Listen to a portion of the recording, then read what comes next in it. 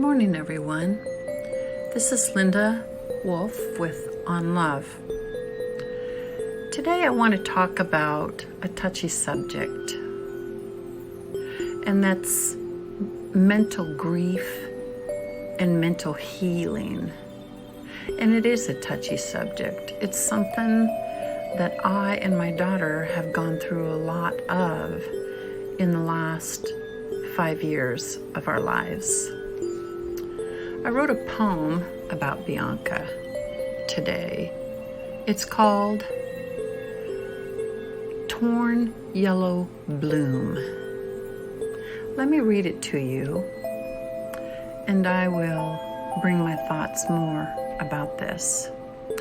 The girl with a wilted yellow crocus in her hand talks to a friend of her father who had bone cancer and remembers the condition of raindrops.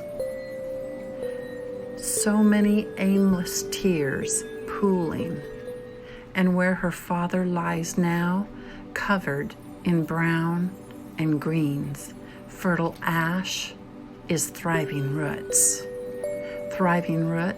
searching for trace minerals, and tears of a sweet little daughter. I wrote this because it wasn't just her father and my husband. It was after that we had lost 8 more people of family and friends. Now that's a lot of grief. That's a lot of loss in 5 years' time. But let me tell you, as parents, how we coped with it and how I coped with her. See, I can relate to mental health issues, because what I should have done is I should have broke down. I should have been bitter towards all the people that when we were fighting this cancer with my late husband, family should have stepped in. Family should have recognized that they need to be there for their dad. They need to support their dad and also support the people that were living in the home with their dad that gave him 24/7 of love and care. Now you can't imagine the burden that those people carry, let alone knowing that each day that passes by, you're losing a part of him and also losing a part of yourself. See, I had to realize that it just wasn't myself that was grieving and coping. She was as well. She watched it every hour, every day, and every month that went by right alongside me. Even though I was overcome with so much anxiety, so much emotion, so much stress, I tried in every way to make myself available for her. But you know what I realized? I realized I couldn't do it all myself, that I had to go beyond ourselves, because sometimes we can't heal ourselves. Sometimes we need to reach out to family, reach out to support groups that understand the process of what a person goes through mentally, physically, the changes, the confirmation of pain and grief. When I saw it, it wasn't immediately when we were losing him. It was the changes of where you lived in the big house and how you had to downscale to living and losing everything from that cancer that stole him from us, and how it threw you into a basement that had no sheetrock, just had a concrete floor and a kitchen sink and an outside bathroom. Now that's a lot of changes. And for your mind and your heart and your soul to adapt to losing someone, to having to move from the comforts of the home that you were living in because you lost everything. You didn't just lose him, you lost everything. And when he passed, you were now a single mom raising a little girl that had so much heartache in her, she didn't know how to express it. She didn't know how to release it. I couldn't answer all her questions, but there was one thing that I could bring to her, and that was comfort. And that was her knowing that I was there to support her as well as myself. But where I saw it at was in her actions at home in our little basement that we were surviving in before we could make our next step in life. Where else I saw it was at school.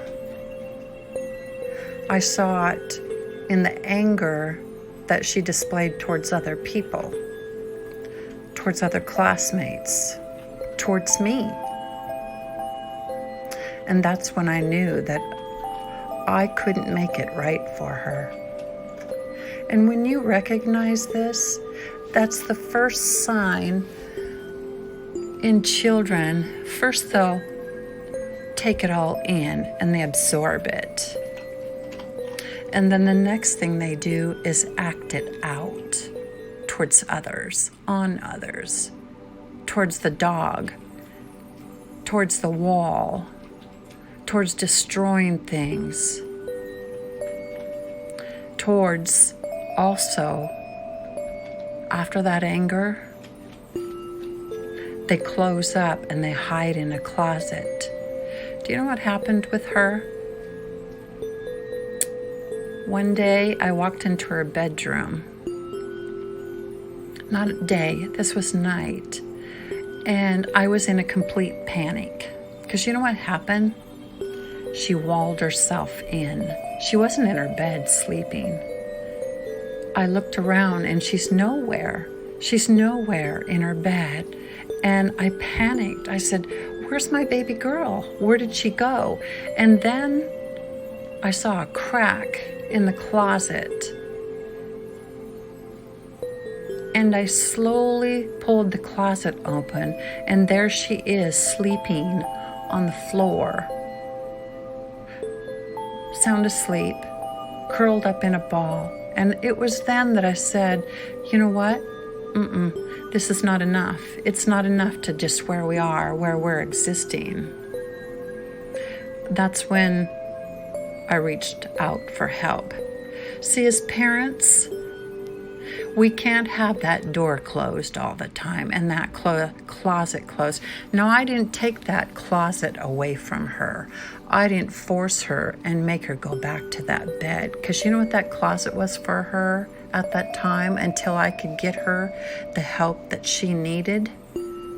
It was a comfort zone for her. It was a place she could retreat.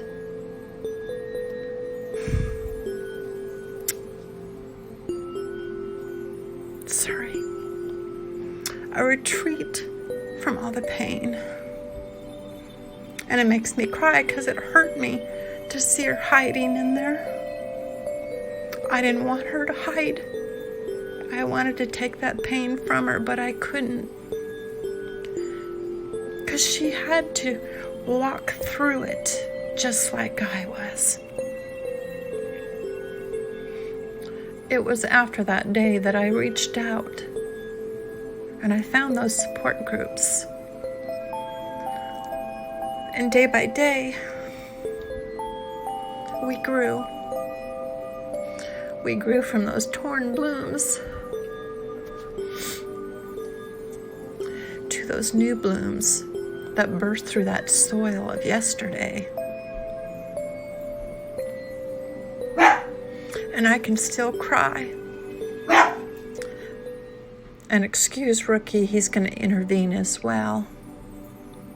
I cry with tears of joy because we took a step for regrowth, and we recognized that we couldn't do it ourselves. We have to reach out.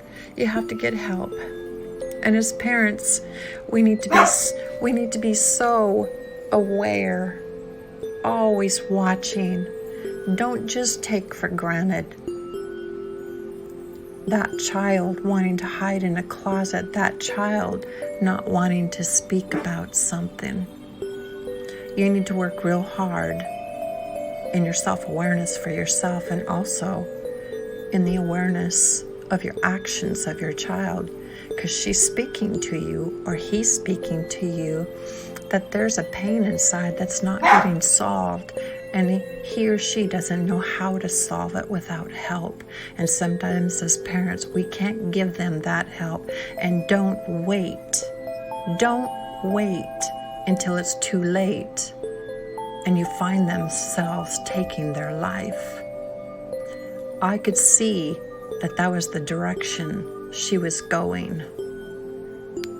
And I needed to get her help. I needed to help her get out of that dark place she was in, because she didn't know how to handle it. The only way she handled it was through action, through her body language. And when nobody listens, then they go darker and darker. So all I can ask of each and every one of you is, if you have someone who is acting so different out of the ordinary, and these are just slight things. See, what we need to do when we are around family and friends is we always need to be aware of the signs. They're subtle, very subtle changes, but we need to be aware of them. And if you note something that is different, you mark it on a calendar and you stay on top of that, because some of us don't know how to handle all that mental stress that boggles up in our minds, and we don't know how to release it. And you got to be there and step in and help. Granted, sometimes you can't help and sometimes it's too late. But man, if the opportunity is there, you need to take it. Even for yourself, you need to recognize when enough is enough and reach out. I wanted to talk about this because I have friends that suffer this way, and I try to help them and try to get the sources to them where they can get better. Because God made us strong, but there's only so much that we can take. And sometimes, we gotta have someone else's help. Okay, you guys, this is Linda signing out. I want to say happy Sunday to all of you, and God bless you. And we've got a brand new week coming upon us. And I want each and every one of you to wake up in the morning and look beyond what is visible. Look and see what can happen, not on predictability of what you're accustomed to, your routines that you have every morning, but look beyond, look outside, see what's happening around you. Because it's when we become so dull in our routines, it's when we can't see when someone else or something else acquires our help. I love you all. Thank you every day for coming here and listening to this podcast. If you like this, pop me a like,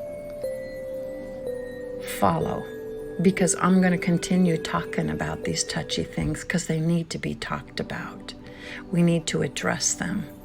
And from that, we can all grow in self-love, and we can all grow together as a world of humanity, a world that cares. Okay, signing out. Goodbye for now. I will be talking to you guys tomorrow. Bye-bye.